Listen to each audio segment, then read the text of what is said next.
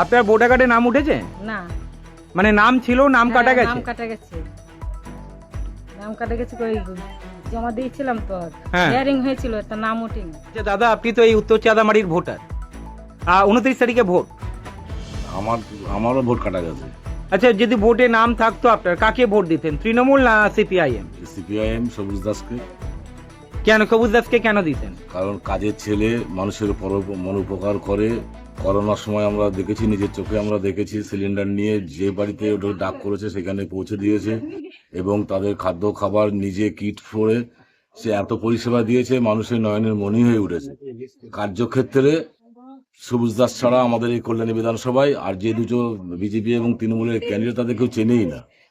সাধারণ মানুষ চেনে, কিন্তু সবুজের নাম প্রত্যেকটা বাড়িতে এবং বাচ্চা থেকে মহিলা থেকে প্রত্যেকেই জানে সবুজ দাস। সেই জন্য প্রত্যেকটা মানুষেরই উচিত সবুজ দাসকে নির্বাচিত করে বিধানসভায় পাঠানো, মানুষের উপকারের স্বার্থে সবুজ দাসকে জেতানো উচিত।